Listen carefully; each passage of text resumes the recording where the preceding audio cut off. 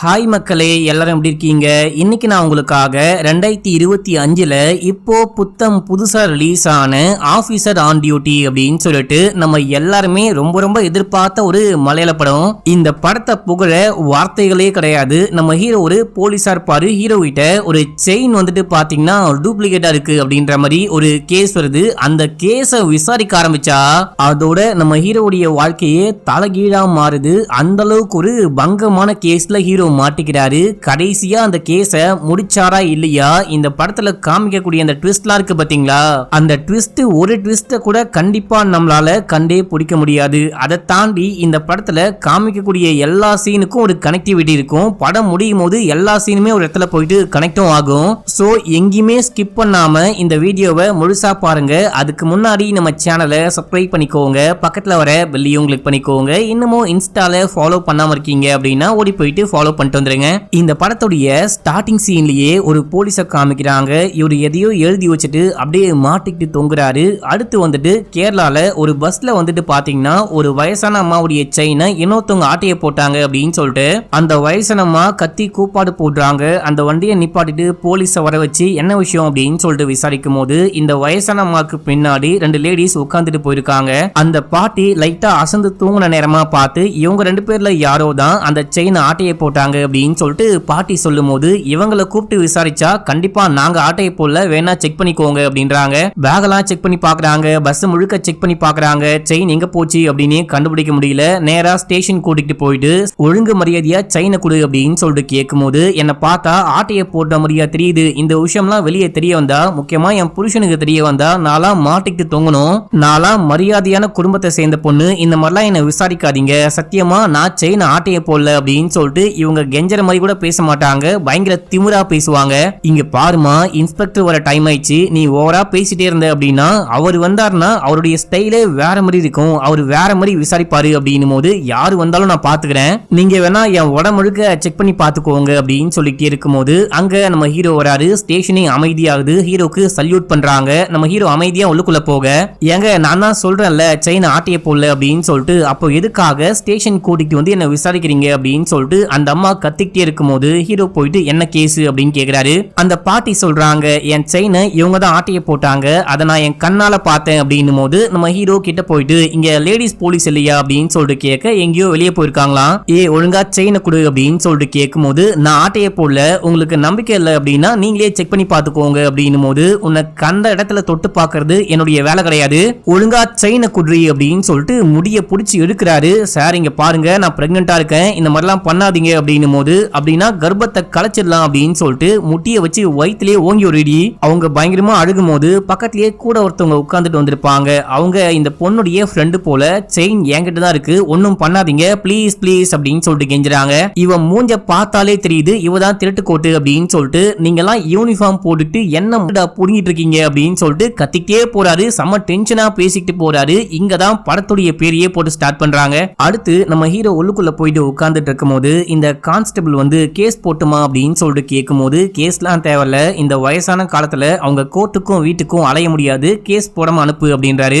Sir நீங்க வேற அந்த பொண்ணை எட்டி உதச்சிருக்கீங்க, அவங்க பிரெக்னெண்டா இருக்காங்களா இல்லையான்னு கூட தெரியல, இவங்க திடீர்னு ஹாஸ்பிட்டலுக்கு போறாங்க இல்லனா வேற எங்கேயாச்சும் போறாங்க அப்படின்னா பெரிய பிரச்சனையாயிரும், நம்ம வேணா கேஸ் போடலாமா இல்லனா அந்த பொண்ணை ஹாஸ்பிட்டலுக்கு கூட்டிட்டு போயிட்டு செக் பண்ணிட்டு அதுக்கப்புறம் அமுச்சு விடலாமா அப்படின்னு சொல்லிட்டு கேட்கும் போது இங்க பாரு நீ என்ன சொல்ல வர அப்படின்னு சொல்லிட்டு எனக்கு நல்லாவே புரியுது, என்னுடைய வேலையை காப்பாத்திக்க எனக்கு நல்லாவே தெரியும், நீ போயிட்டு உன் வேலையை பாரு அப்படின்னு சொல்லிட்டு கத்தி அனுப்புறாரு. இப்ப அப்படியே இந்த கான்ஸ்டபிள் போயிட்டு இவங்களுக்கும் மேல இன்ஸ்பெக்டருக்கும் மேல வந்துட்டு ஒரு அதிகாரி இருப்பாரு. அந்த சீஃபுக்கு கால் பண்ணி இந்த எல்லா விஷயத்தையும் சொல்லும் போது சரி ஓகே நான் பாத்துக்கிறேன், அவங்க கிட்ட கால் பண்ணி நான் பேசிக்கிறேன் அப்படின்னு சொல்றாரு.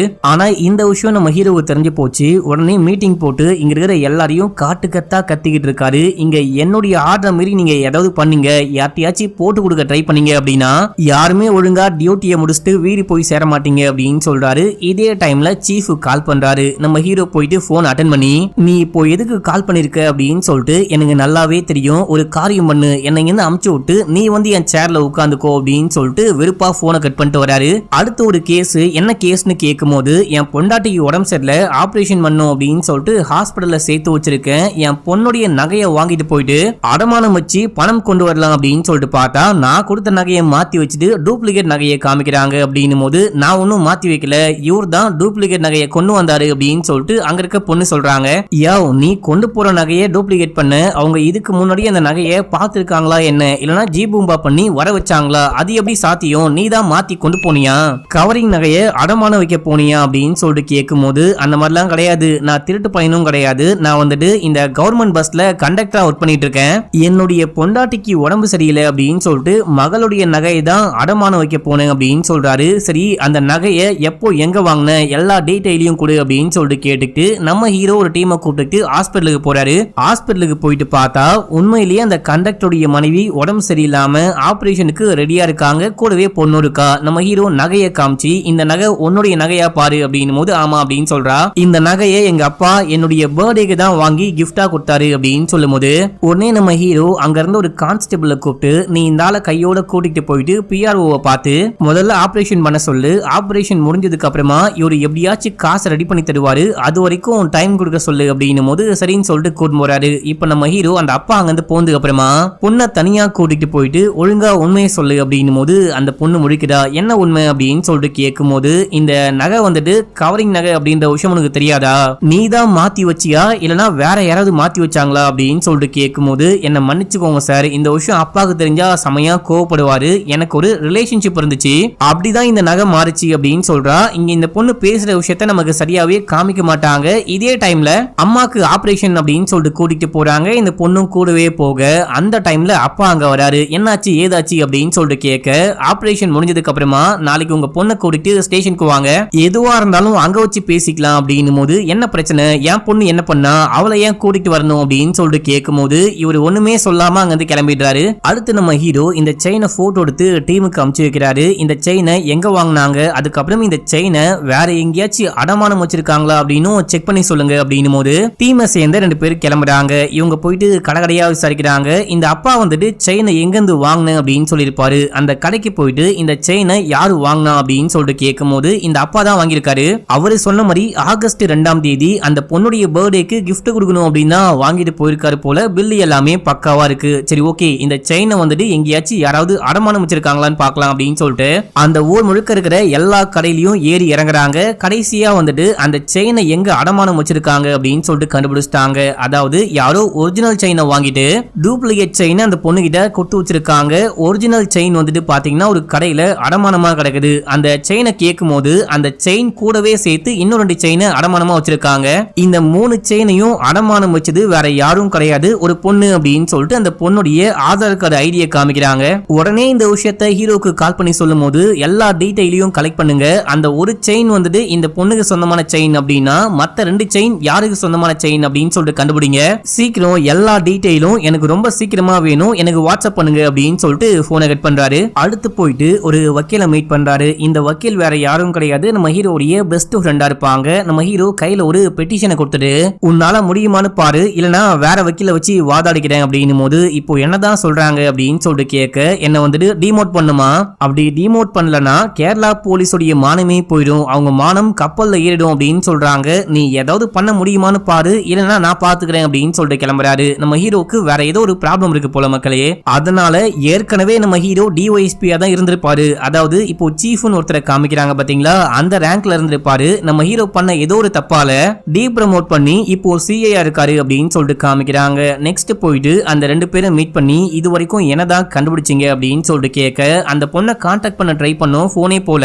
வீட்டுக்கு போயிட்டு பார்த்தாலும் அந்த பொண்ணு ஆளக்கானும், எங்கேயோ கோவாக்கு டூர் போயிருக்காலாம். இந்த 3 செயின்ல ஒரு செயின் வந்துட்டு அந்த கண்டக்டருக்கு சொந்தமான செயின், இன்னொரு செயின் வந்துட்டு ஜோசப் செம்போலா அப்படின்னு சொல்லிட்டு வேற ஒருத்தருக்கு சொந்தமான செயின்.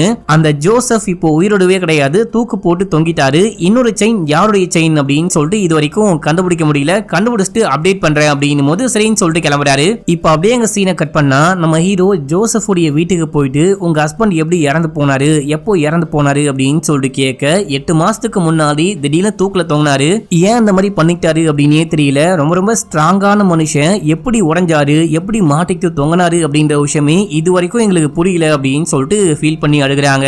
இப்போ நம்ம ஹீரோ அந்த செயினை காமிச்சு இந்த செயினை ஜோசப் சார் தான் வாங்கியிருக்காரு, உங்களுக்கு ஞாபகம் இருக்கான்னு பாருங்க அப்படின்னும் போது ஆமா என் ஹஸ்பண்ட் தான் என் பொண்ணுக்கு வாங்கி கொடுத்தாரு, ஸ்கூட்டில போகும்போது யாரோ இந்த செயினை அறுத்துட்டு ஓடி போயிட்டாங்க அப்படின்னு சொன்னா அதுக்கப்புறம் போயிட்டு கம்ப்ளைண்ட் கூட கொடுத்தோம் அப்படின்னும் போது நம்ம ஹீரோ ஹீரோ அந்த பொண்ணை கூப்பிட்டு விசாரிக்கிறாரு. எங்க யாரு எப்படி அறுத்துட்டு போனாங்க அப்படின்னு சொல்லிட்டு கேட்க, காலேஜுக்கு போற வழியில திடீர்னு யாரோ ஹெல்மெட் போட்டுட்டு பைக்ல வந்தாங்க, அவங்க தான் அறுத்துட்டு போனாங்க அப்படின்னு சொல்ல, சரின்னு சொல்லிட்டு கான்ஸ்டபிளை கூப்பிட்டு இந்த கேஸ் உடைய ஃபைலை வாங்கிட்டு வா அப்படின்னு சொல்லிட்டு அமுச்சு வைக்கிறாரு. இப்ப அப்படியே எங்க சீன் கட் ஆகுது. அந்த மூணாவது செயின் யாருக்கு சொந்தமான செயின்னு கண்டுபிடிக்க அந்த 2 பேர் போனாங்க பாத்தீங்களா, இவங்க போயிட்டு ஒரு கடையில இந்த செயினை காமிச்சு இந்த செயின் யாரு வாங்கிட்டு போனா அப்படின்னு சொல்லிட்டு கேட்கும் போது அவங்க வந்துட்டு செக் பண்ணி பாக்குறாங்க, இந்த செயினை இங்க இருந்து தான் வாங்கிட்டு போயிருக்காங்க. இப்போ என்ன பிரச்சனை அப்படின்னு சொல்லிட்டு கேட்கும் போது யாரு வாங்கிட்டு போனா டீடைல காமிங்க அப்படின்னும் போது அவங்க ஒரு பேப்பரை தூக்கி காமிக்கிறாங்க. இந்த டீடைல பார்த்தோன்னே போலீஸ் செமையா ஷாக் ஆகுறாரு. உடனே சீஃபுக்கு கால் பண்ணி சிஐ சார் சொன்னாரு அப்படின்னு சொல்லிட்டு ஒரு செயின் கேஸை விசாரிக்க வந்தோம். விசாரிக்க வந்தா இங்க ஒரு பெரிய பிரச்சனை அப்படின்னு சொல்லிட்டு ஏதோ சொல்றாரு, என்னன்னு சொல்லிட்டு நமக்கு காமிக்கல. இத கேட்டு சீஃபும் ஷாக் ஆகுறாரு. நீங்க என்ன பண்ணுங்க, அவன் கால் பண்ணி கேட்டானா இந்த செயினுடைய டீடைல் கிடைக்கல அப்படி இப்படின்னு சொல்லி ஏதாவது சொல்லி சமாளிங்க, மத்த விஷயத்த நான் பாத்துக்கிறேன், எக்காரணத்தை கொண்டும் இந்த செயினுடைய டீடைல அவங்க கிட்ட கொடுத்துறாதீங்க அப்படின்னு சொல்லிட்டு போனை கட் பண்றாரு. இப்ப அப்படியே எங்க சீன் கட் ஆகுது. நம்ம ஹீரோவை காமிக்கிறாங்க. நம்ம ஹீரோ கிளம்பி ஸ்டேஷனுக்கு போனா அங்க அந்த கண்டக்டர் வந்திருக்காரு. யோ உன்னை நாளைக்கு உன் பொண்ணை கூட்டிட்டு வாயா அப்படின்னு சொன்னா இன்னைக்கு நீயே வந்திருக்க, ஆபரேஷன்லாம் முடிஞ்சிருச்சா அப்படின்னு சொல்லிட்டு கேட்கும்போது ஆபரேஷன்லாம் முடிஞ்சு போச்சு, ஜெனரல் வார்டுக்கும் மாத்திட்டாங்க, எதுக்காக என் பொண்ணை கூட்டிட்டு வரணும் அப்படின்னு சொல்லிட்டு கேட்கும்போது அந்த செயினை மாத்தினதே உன் பொண்ணு தான், உன் பொண்ணு கிட்ட விசாரிக்கணும், நாளைக்கு கூட்டிட்டு வா அப்படின்னு சொல்ல, என் பொண்ணு அந்த மாதிரிலாம் பண்ற ஆளே கிடையாது, என்னாச்சு கொஞ்சம் விளக்கமா சொல்லுங்க அப்படின்னும் போது உங்க பொண்ணுக்கும் இன்னொரு பையனுக்கும் கனெக்ஷன் இருந்திருக்கு, அந்த பையன் செக்ஸுவலா உங்க பொண்ணை வந்துட்டு அபியூஸ் பண்ணிருக்கான், ரேப் பண்ண கூட ட்ரை பண்ணிருக்கான்னு நினைக்கிறேன், எல்லா விஷயமும் உன் பொண்ணு கிட்ட விசாரிச்சாதான் தெரிய வரும், நாளைக்கு கூட்டிட்டு வா அப்படின்னு சொல்ல, ஐயோ சார் என் பொண்ணு அந்த மாதிரிலாம் பண்ண வாய்ப்பே கிடையாது, என் பொண்ணு ரொம்ப ரொம்ப நல்ல பொண்ணு, நான் என் பொண்ணை நல்ல பொண்ணா வளர்த்திருக்கேன், நீங்க என் பொண்ணு கிட்ட விசாரிச்சுட்டு போனதுக்கு அப்புறமா என் பொண்ணு ஒரு மாதிரி உடஞ்சு போயிட்டு உட்கார்ந்துட்டு இருக்கா, அவ ஏதாவது பண்ணிப்பாளோ அப்படின்னு சொல்லிட்டு பயமா இருக்கு, இதுக்கு நடுவுல கண்டிப்பா என்னால ஸ்டேஷனுக்கு கூட்டிட்டு வர முடியாது அப்படின்னும் போது, யோ இங்க பாரு கண்டிப்பா கேஸ் போட்டாகணும், உன் பொண்ணுக்கு இன்னமும் 18 வயசு கூட ஆகல, போக்சோ கேஸ் போல ரொம்ப நேரம் ஆகாது, ஒழுங்கா கூட்டிட்டு வா அப்படின்னு சொல்லும் போது இப்போ சீஃப் கான்டாக்ட் பண்ணி ஒரு முக்கியமான விஷயம், உடனே கிளம்பி என் கேபினுக்கு வா, என் ஆபீஸ்க்கு வா அப்படின்னு சொல்லும் போது நம்ம ஹீரோ கிளம்பி போயிட்டு அவரை மீட் பண்றாரு. இப்போ நீ ஒரு கேஸை விசாரிச்சுக்கிட்டு இருக்கியே, அது என்ன கேஸ் அப்படின்னு சொல்லிட்டு கேட்கும் போது நம்ம ஹீரோ எல்லாமே சொல்றாரு. இதை பார்க்கும்போது போக்சோ மாதிரி தெரியுது, அந்த கண்டக்டருடைய பொண்ணு பாதிக்கப்பட்டிருக்கா, இந்த பொண்ணு மட்டுமே இல்லாம அந்த கர்நாடகா போலீஸ் தூக்கு மாட்டிட்டு தொங்கினாரே அவருடைய பொண்ணு கூட பாதிக்கப்பட்டிருக்கான்னு நினைக்கிறேன், மூணாவது செயின் யாருக்கு சொந்தமான செயின் அப்படின்னு சொல்லிட்டு விசாரிக்க சொல்லியிருக்கேன், டீடைல் கிடைச்சவனே போக்சோ கேஸ் போட்டு விசாரிக்க போறேன் அப்படின்னு சொல்லும் போது, அதுக்கு முன்னாடி நீ என்ன பண்ணு, கிளம்பி ஹைதராபாத் போ, ஒரு முக்கியமான வேலை இருக்கு அப்படின்னும் போது ஹீரோ கடுப்பாகிறாரு, என்னையே அலைய விடுறீங்களா அப்படின்னு சொல்லிட்டு கேட்க, இந்த விஷயம்லாம் நீ வந்துட்டு போலீஸ்க்கு மேல முக்கியமா ஐபிஎஸ் ஆபீசருக்கு மேல கை வைக்கிறதுக்கு முன்னாடியே யோசிச்சிருக்கணும், கிளம்பி போ வேற வழி கிடையாது அப்படின்னு சொல்ல ஹீரோ கடுப்பா வெளியே வராரு. வெளியே வந்தா அந்த இன்வெஸ்டிகேஷன் டீம்ல ஒருத்தர் இருந்தான் பாத்தீங்களா, அவன் இங்க வந்துட்டு போறான். இவனை பார்த்தோன்னே ஹீரோ புரிஞ்சுக்கிறாரு, நம்மள வந்துட்டு இந்த கேஸ்ல இருந்து வெளியே அனுப்பணும் அப்படின்னா வெளியூருக்கே அமுச்சு வைக்கிறாங்க அப்படின்னு சொல்லிட்டு திரும்பியும் கேபினுக்கு போயிட்டு, இங்க பாரு நீ என்ன வந்துட்டு டிரான்ஸ்ஃபர் பண்ணாலும் இல்ல வேலை இருக்கு அங்க போ, இந்த ஊருக்கு போ, இந்த ஊருக்கு போன்னு அமுச்சு வச்சாலும் நான் இந்த கேஸை இன்வெஸ்டிகேட் பண்றத நிப்பாட்ட போறது கிடையாது, நான் இன்வெஸ்டிகேஷன் கண்டிப்பா பண்ணுவேன் அப்படின்னு சொல்லிட்டு வெறியோட அங்க இருந்து கிளம்புறாரு. இப்ப அப்படியே எங்க சீனை கட் பண்ணி நம்ம ஹீரோடைய ஃபேமிலியை காமிக்கிறாங்க. ஹீரோக்கு ஒரு மனைவி, அதுக்கப்புறம் மகள்கள் அப்படின்னு சொல்லிட்டு ஒரு மாதிரி சந்தோஷமான வாழ்க்கையை வாழ்ந்துகிட்டு இருக்காரு. வீட்டுக்கு வந்து குட்டி பொண்ணு கையில 2 சாக்லேட் கொடுக்குறாரு, ஒன்னு நீ வச்சுக்கோ, இன்னொன்னு அந்த பொண்ணு கிட்ட கொடுத்துரு அப்படின்னு சொல்லிட்டு, நான் ஒரு வாரத்துக்கு மெடிக்கல் லீவ் எடுக்க போறேன், என்ன வந்துட்டு ஹைதராபாத்துக்கு ஏதோ ட்ரைனிங்னு அனுப்ப போறாங்களாம் அப்படின்னு சொல்லும் போது, எங்க இன்னைக்கு தான் ஜாயின் பண்ணீங்க அதுக்குள்ள உங்களுக்கு மெடிக்கல் லீவா, ஏன் உங்களை ட்ரைனிங்க்கு அனுப்புறாங்க அப்படின்னு சொல்லிட்டு கேட்கும் போது, இன்னைக்கு ஒரு ரேப் கேஸ் வந்துச்சு, அந்த கேஸை நான் விசாரிக்க கூடாது அப்படின்னா இந்த மாதிரிலாம் பண்றாங்க, அந்த கேஸ்ல இருந்து என்ன விலக்கி வைக்க பாக்குறாங்க அப்படின்னு சொல்ல, இதே டைம்ல நம்ம ஹீரோக்கு யாரோ கால் பண்றாங்க. போன் அட்டென்ட் பண்ணவரு பயங்கரமா ஷாக் ஆகுறாரு. இங்க இருந்து கிளம்பி அந்த கண்டக்டர் வீட்டுக்கு போறாரு. அங்க போனா செமையா கூட்டமா இருக்காங்க. அண்டு அரசியல்வாதிகள் கூட இந்த சீஃப் வந்துட்டு ஏதோ பேசிக்கிட்டு இருக்காரு, நாளைக்கு காலைல பாடியை கொண்டு போயிடலாம் அப்படின்னு சொல்லிட்டு, அதாவது அந்த கண்டக்டருடைய பொண்ணு தூக்கு மாட்டி தொங்கி இறந்து போயிட்டா மக்களே, அந்த விஷயம் தான் சொல்லி கால் பண்ணிருக்காங்க போல. நம்ம ஹீரோ கார்ல இருந்து இறங்க பார்க்கும்போது இங்க வந்துட்டு பொதுமக்கள் அதுக்கப்புறம் அரசியல் கட்சிக்காரங்களாம் பயங்கர கடுப்புல இருக்காங்க. அந்த பொண்ணுடைய சாவுக்கு நீங்க தான் காரணம் அப்படின்ற மாதிரி பொதுமக்கள்லாம் யோசிக்கிறாங்க. இந்த டைம்ல வரணுமான்னு கேட்கும் போது நான் வந்தே தீருவேன் அப்படின்னு சொல்லிட்டு நேரா உள்ளுக்குள்ள போறாரு. நம்ம ஹீரோவை பார்த்தோன்னே அந்த அப்பா செமையா கோவப்படுறாரு, எல்லாத்துக்கும் நீ தான் காரணம், இப்போ என் மகன் என்னை விட்டு போயிட்டா அப்படின்னா அதுக்கு நீ மட்டும்தான் காரணம் அப்படின்னு சொல்லிட்டு சட்டையை பிடிச்சி குலுக்கும் போது, இங்க பாரு உன் பொண்ணுடைய சாவுக்கு நான் எப்படி காரணமாக முடியும், உன் பொண்ணு எப்படி இறந்து இறந்து போனா, யாரால இறந்து போனா அப்படின்னு சொல்லிட்டு எல்லாமே நான் கண்டுபிடிக்கிறேன் அப்படின்னு சொல்லிட்டு உள்ளுக்குள்ள போறாரு. உள்ள போயிட்டு பார்க்க அந்த பொண்ணு மாட்டிக்கிட்டு தொங்கிட்டு இருக்கா. இத பார்த்த ஒரு சமயா ஷாக் ஆகுறாரு. நம்ம ஹீரோக்கு அப்படியே ஹார்ட் அட்டாக்கே வருது, மயக்கமே வருது. திடகாத்திரமா இருந்த மனுஷன் அப்படியே உடஞ்சி போறாரு. என்ன பண்றது அப்படின்னே புரியாம வெளியே போக ட்ரை பண்ணும்போது பொதுமக்கள்லாம் கூடி ஹீரோவை அட்டாக் பண்ண பாக்குறாங்க. இந்த பைத்தியக்காரன் எதுக்காக இந்த டைம்ல இங்க வந்தான், அவனை சேஃபா கூட்டிட்டு போங்க அப்படின்னு சொல்லிட்டு சீஃப் சொல்லும் போது அங்க இருக்க எல்லா போலீஸும் சேர்ந்துட்டு ஹீரோவை கூட்டிட்டு போயிட்டு காருக்குள்ள உட்கார வைக்கிறாங்க. நம்ம ஹீரோ கிளம்பி வீட்டுக்கு போறாரு. வீட்டுக்கு போனா மனைவி வந்துட்டு பாத்தீங்கன்னா சீஃப் கிட்ட போன்ல பேசிட்டு இருக்காங்க. அந்த சீஃப் இந்த ஃபேமிலி ஃப்ரெண்டுன்னு நினைக்கிற மக்களே, அவர் வந்துட்டாரு, நான் உங்களுக்கு அப்புறமேட்டுக்கா கால் பண்றேன் அப்படின்னு சொல்லிட்டு போனை கட் பண்ண நம்ம ஹீரோ உள்ளுக்குள்ள போயிட்டு சோகமா உட்கார்றாரு. இவங்க தண்ணி கொடுக்குறாங்க. தண்ணிய வந்துட்டு வெறி பிடிச்ச ஒரு மாதிரி குடிச்சிட்டு, ஆமா நிலா எங்க அப்படின்னு சொல்லிட்டு கேட்க, அவளுக்கு தலைவலியா இருக்கான், அதான் போயிட்டு படுத்துக்கிட்டு இருக்கா அப்படின்னும் போது நம்ம ஹீரோ மேல போயிட்டு ரூம்ல பார்த்தா பொண்ணை காணோம். நம்ம ஹீரோக்கு மொத்தமா 2 பொண்ணு, ஒரு சின்ன பொண்ணு ஒரு பெரிய பொண்ணு. பெரிய பொண்ணு எங்க, நிலா எங்க, நிலா எங்க அப்படின்னு சொல்லிட்டு தேடிட்டு கடைசியா பொண்டாட்டி கிட்ட வந்து, எங்கடி என் பொண்ணு எங்க போனா அப்படின்னு சொல்லிட்டு கேட்டு பொண்டாட்டியவே அடிக்க பாயும் போது, இங்க பாருங்க கொஞ்சம் அமைதியா இருங்க, நான் சொல்றதை கேளுங்க அப்படின்றாங்க.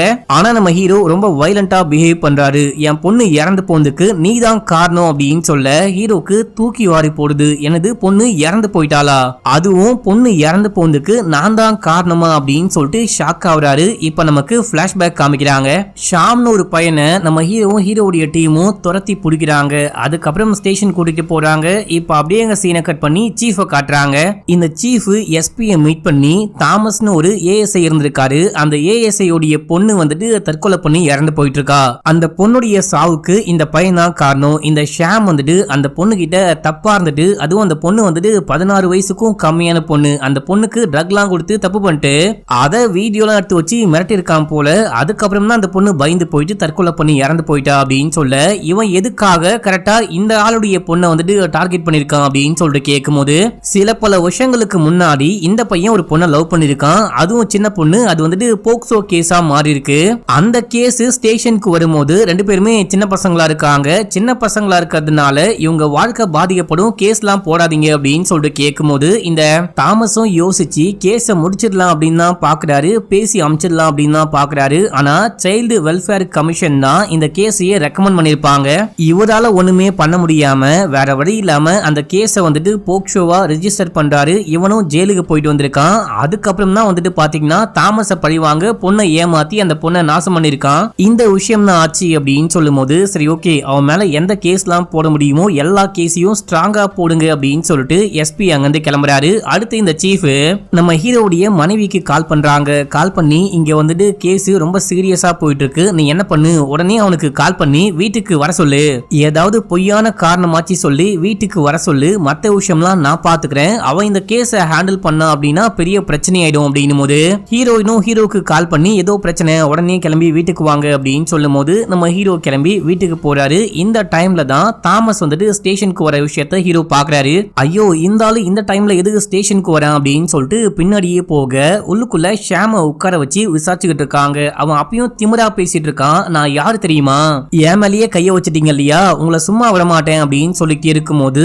தாமஸ் வராரு. இவனை போட்டு போலன்னு பொழக்கிறாரு. அங்க இருக்க எல்லாரும் தடுக்கிறாங்க. ஹீரோவும் போயிட்டு தடுக்கிறாரு. இப்போ ஹீரோவை பார்த்தோன்னே அங்க இருக்க கான்ஸ்டபிள் போயிட்டு லேப்டாப்பை மூட, அந்த ஒரு லேப்டாப்ல மட்டும் கிடையாது இன்னமும் எக்கச்சக்கமான டிவைஸ்ல உன் பொண்ணுடைய வீடியோவை வச்சிருக்கேன் அப்படின்னு சொல்லும் போது நம்ம ஹீரோ இந்த விஷயத்தை நோட் பண்ணிட்டாரு. இவன் என்னடானா நம்ம வந்தவனே லேப்டாப்பை க்ளோஸ் பண்றான். அவன் என்னன்னா ஏதோ வீடியோ பத்தி பேசுறானே அப்படின்னு சொல்லிட்டு, அதாவது இந்த மாதிரி வீடியோ இருக்கு, சின்ன பொண்ணுங்க அதுவும் அண்டர் 18 பொண்ணுங்க கூட தப்பு பண்ணி அதை இவன் வீடியோவா ரெக்கார்ட் பண்ணி வச்சிருக்கான் அப்படின்ற விஷயமே நம்ம ஹீரோவுக்கு தெரியாது. அது என்ன இருக்கு காமி அப்படின்னு சொல்லும் போது, முடியாது அப்படின்னு சொல்ல, எனது முடியாதா அப்படின்னு சொல்லிட்டு புடுங்கி பாக்குறாரு. அதுல எக்கச்சக்கமான வீடியோ இருக்கு. யதார்த்தமா ஒரு வீடியோ ஓபன் பண்ணா நம்ம ஹீரோவுடைய பெரிய பொண்ணு நிலா இருக்கா பாத்தீங்களா, அந்த பொண்ணுக்கு ஏதோ போதை பொருளை கொடுத்து அந்த பொண்ணு கூட கசமுசா பண்ணிக்கிட்டு இருக்கான். அதை வேற வீடியோவா ரெக்கார்ட் பண்ணி வச்சிருக்கான். மக்களே இத பார்த்த ஹீரோக்கு தூக்கி வாரி போடுது.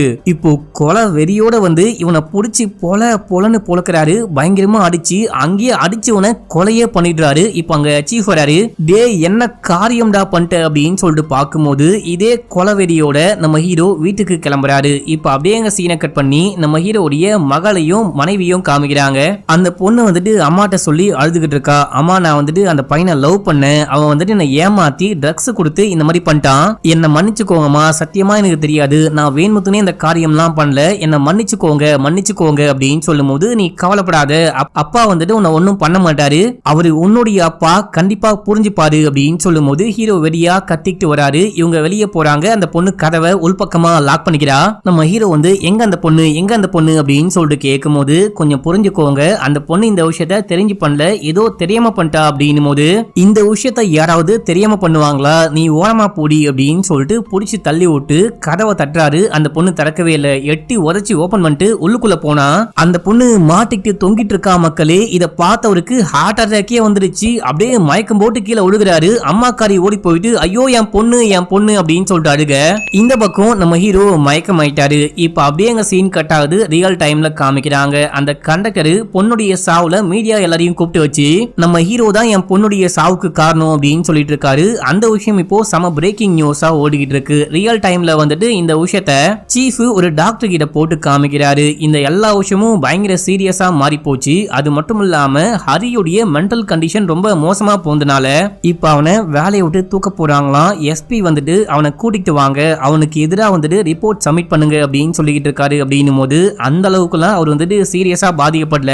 எவனோ ஒருத்தன் ஏமாத்திட்டான், தன்னுடைய பொண்ணு தன்னாலதான் தற்கொலை பண்ணி இறந்து போயிட்டா அப்படின்ற விஷயத்த, முக்கியமா அந்த பொண்ணு மாட்டிட்டு தொங்குற விஷயத்த கண்ணால பார்த்ததுக்கு அப்புறம் தான் நம்ம ஹீரோக்கு மெமரி லாஸ் ஆயிருக்கு. என்ன விஷயமாச்சு ஏதாச்சு அப்படின்னே தெரியாம பாதி விஷயம் மறந்து போயிட்டு இருக்காரு. இப்போ அதுக்கப்புறம் குணமாயி ஃபோர்ஸ்ல சேர்ந்து இன்வெஸ்டிகேஷன்லாம் பண்ணிருக்காரு. முக்கியமா நம்ம ஹீரோ டீ ப்ரமோட் ஆயிருப்பாரு அப்படின்னு சொல்லியிருப்பான் பாத்தீங்களா. அந்த சம்பவத்துக்கு அப்புறம் தான் ஹீரோ டீ ப்ரமோஷனே ஆயிருப்பாரு. அந்த சம்பவத்தை பத்தி கூட யாருமே ஹீரோ கிட்ட சொல்லாம நம்ம ஹீரோ கோவப்பட்டு ஏதோ ஒரு ஐபிஎஸ் அதிகாரியை அடிச்சிட்டாரு, அதனால தான் டீ ப்ரமோட் பண்ணிட்டாங்க அப்படின்னு சொல்லி சமாளிச்சு வச்சிருப்பாங்க. அப்புறம் கோமா ஸ்டேஜுக்கு எல்லாம் போயிட்டு நம்ம ஹீரோ கியூர் ஆகி வந்துட்டு இருப்பாரு. ஆனா பழைய விஷயம் எல்லாத்தையும் மறந்து போயிட்டு இருப்பாரு. இப்ப மறுபடியும் யதார்த்தமா நார்மலா வேலை பார்த்துட்டே இருக்கும்போது ஒரு கேஸ் வருது. பொண்ணுக்கு என்ன விஷயமாச்சோ அதே போல இங்க ஒரு கேஸ் வருது. அந்த கேஸ்ல ஒரு செயின், அந்த செயின் வேற யார்தும் கிடையாது, ஹீரோ தான் பொண்ணுக்கு வாங்கி கொடுத்திருப்பாரு. மக்களே, அந்த மூணாவது செயின் நம்ம ஹீரோவே வாங்கின செயின். அந்த செயினை பத்தி தெரிய வரும்போது அது மட்டும் இல்லாம அந்த கண்டக்டருடைய பொண்ணு தூக்கு மாட்டி தொங்குற விஷயத்த கண்ணால பார்த்தோனே பழைய எல்லா விஷயமும் கொஞ்சம் கொஞ்சமா ஞாபகத்துக்கு வர ஆரம்பிச்சிருக்கு. அந்த பழைய மெமரி எல்லாமே ட்ரிகர் ஆகும் போது தான் ஹீரோ வந்துட்டு வயலண்டா பிஹேவ் பண்ணிருக்காரு. மத்தபடி வேற ஒண்ணுமே கிடையாது. அவரு பெர்ஃபெக்ட்லி நார்மல். அவர் வந்துட்டு திரும்பவும் போயிட்டு இன்வெஸ்டிகேஷன்லாம் பண்ணலாம், அவருடைய வேலையை அவர் பார்க்கலாம் அப்படின்னு சொல்லும் போது, நான் போயிட்டு எஸ்பி கிட்ட பேசி பாக்குறேன், ஆனா எஸ்பியோடைய முடிவு தான் இறுதியான முடிவு அப்படின்னு சொல்லிட்டு நம்ம ஹீரோ ரூம்ல இருப்பாரு. ரூம்ல என்ன பண்றாருன்னு பார்க்கலான்னு போனா நம்ம ஹீரோ எக்ஸசைஸ்லாம் பண்ணிட்டு இருக்காரு. மக்களே, அடுத்து போயிட்டு மனைவியை மீட் பண்றாங்க. சீஃப் உடைய மனைவி ஹீரோடைய மனைவி கிட்ட போயிட்டு பேசி பாக்குறாங்க. அதுக்கப்புறம் ஹீரோவே போயிட்டு பேசி பாக்குறாரு. இந்த மாதிரி அந்த மாதிரிலாம் நான் வயலண்டா பிஹேவ் பண்ண மாட்டேன், நார்மலா நடந்துக்கிறேன், நான் ஏன் அப்படி நடந்துக்கிறேன் அப்படின்னு சொல்லிட்டு எனக்கே தெரியல, மன்னிச்சுக்கோ அப்படின்லாம் பேசும்போது, என்னால உன்னை மன்னிக்க முடியாது, உன்னை பார்க்கும் போதெல்லாம் என் பொண்ணு மாட்டிக்கிட்டு தோங்கின அந்த விஷயம் தான் மைண்டுக்கு வருது அப்படின்னு சொல்லிட்டு கிளம்பிட்டாங்க. நம்ம ஹீரோ ஃபீல் ஆயிட்டாரு. அப்படியே அங்கிருந்து கிளம்புறாரு. இப்ப நம்ம ஹீரோ தனியா தான் மக்களே வாழ்ந்துகிட்டு இருக்காரு. ஹீரோ அந்த பொண்ணு கூட இருந்தது, பசங்க கூட இருந்தது, மனைவியோட சந்தோஷமா இருந்தது அப்படின்னு சொல்லிட்டு எல்லாத்தையும் யோசிச்சு பார்த்து ஃபீல் பண்ணிக்கிட்டு இருக்காரு. இப்ப அப்படியே எங்க சீனை கட் பண்ணா நம்ம ஹீரோ போயிட்டு தாமஸை மீட் பண்றாரு. எப்போ வந்தீங்க அப்படின்னு சொல்லிட்டு கேட்க, நேத்து அப்படின்னு சொல்றாரு. அவனை கொலை பண்ணது நானு, நீங்க ஏன் பழிய ஏத்துக்கிட்டீங்க அப்படின்னு சொல்லிட்டு கேட்கும் போது, நீங்க கொலை பண்ணல அப்படின்னா கூட நானே அவனை கொலை பண்ணிருப்பேன், நான் ஒன்னும் தியாகம் பண்ணிட்டு போல சார், நானே கொலை பண்ணணும்னு நினைச்சேன், நீங்க பண்ணதுனால சந்தோஷத்துல அந்த பழிய ஏத்துக்கிட்டு ஜெயிலுக்கு போயிட்டு வந்தேன் அப்படின்னு சொல்றாரு. ஜெயிலுக்கு போயிட்டு வெளியே வந்துட்டாரு. ஆனா ஜாமீன்ல தான் வந்திருக்காரு. இன்னமும் கேஸ் நடந்துகிட்டு இருக்கு. எப்படியும் பல வருஷத்துக்கு கேஸ் நடக்கும், பாத்துக்கலாம் சார், பெருசா ஒண்ணும் கிடையாது, நான் சந்தோஷமா தான் இருக்கேன் அப்படின்னு சொல்றாரு. இப்படி இவங்க பேசிட்டு இருக்காங்க பாத்தீங்களா. இந்த விஷயத்த மனைவி கேட்டுடுறாங்க. அட பாவி, அப்படின்னா நீ வந்துட்டு அந்த பையனை கொலை பண்ணலையா, இந்த ஆள் தான் கொலை பண்ணானா அப்படின்னு சொல்லிட்டு பார்த்துட்டு ஷாக் ஆகுறாங்க. இந்த விஷயம் மனைவிக்கு தெரியாது போல. இப்ப அப்படியே அங்க சீன் கட் ஆகுது. நம்ம ஹீரோ கிளம்பி அந்த ஃப்ரெண்டு சீஃபை பார்க்க போறாரு. சீஃப், நீ ஏன்டா போயிட்டு தாமஸை மீட் பண்ண, நாங்க எல்லாருமே சேர்ந்துட்டு அவன் மேல பழிய போட்டு நீ நினைச்சுக்கிட்டியா, அந்த மாதிரிலாம் ஒண்ணுமே கிடையாது, நானே இவனை கொலை பண்ண ஆசைப்பட்டேன், அவரு கொலை பண்ணது எனக்கு சந்தோஷம் தான், நானே பழிய ஏத்துக்கிறேன் அப்படின்னு சொன்னாரு. அது மட்டும் இல்லாம நீ கேஸ் ஆயிருந்துச்சு அப்படின்னா நம்ம எல்லாருடைய வேலையும் பறி போயிருக்கும், வேற வழியே இல்லாம அவர் சொன்னதுக்கு நாங்க ஓகே சொல்லிட்டோம் அப்படின்னு சொல்லிட்டு நீ பெரிய பிரச்சனை எதுவும் பண்ணி விட்டுறாத அப்படின்னு சொல்லிட்டு இருக்காரு. இப்ப அப்படியே எங்க சீனை கட் பண்ணி தாமஸுடைய வீட்டுல காமிக்கிறாங்க. தாமஸுடைய மனைவியை மட்டும்தான் இந்த வீட்டுல வாழ்ந்துகிட்டு இருக்காங்க. இவங்களை பார்க்க 2 பொண்ணுங்க 3 பசங்க, மொத்தமா 5 பேர் வந்திருக்காங்க. யார் நீங்க அப்படின்னு சொல்லிட்டு கேட்கும் போது, இவங்க பொண்ணு தூக்கு மாட்டி தொங்கி இறந்து போயிட்டு இருப்பா, அந்த பொண்ணுடைய ஸ்கூல் ஃப்ரெண்ட்ஸ் அப்படின்னு சொல்லும் போது சரி ஓகே உள்ளுக்குள்ள வாங்க அப்படின்னு சொல்லிட்டு கூட்டிட்டு போயிட்டு என்ன ஏது அப்படின்னு சொல்லிட்டு பேசும்போது உங்க பொண்ணு தற்கொலை பண்ணி இறந்து போயிட்டா இல்லையா, அந்த டைம்ல எங்களால வர முடியல, ரொம்ப நாள் கழிச்சு தான் அந்த பொண்ணு இந்த மாதிரி பண்ணிட்டா அப்படின்ற விஷயமே தெரிய வந்துச்சு, அதான் என்னாச்சு ஏதாச்சுன்னு விசாரிச்சுட்டு போலான்னு வந்திருக்கோம் அப்படின்னு சொல்லும் போது சரி நான் போயிட்டு உங்களுக்கு குடிக்க ஏதாவது போட்டு கொண்டு வரேன் அப்படின்னு சொல்லிட்டு போறாங்க. உள்ள போயிட்டு லெமன் ஜூஸ் போடுறாங்க.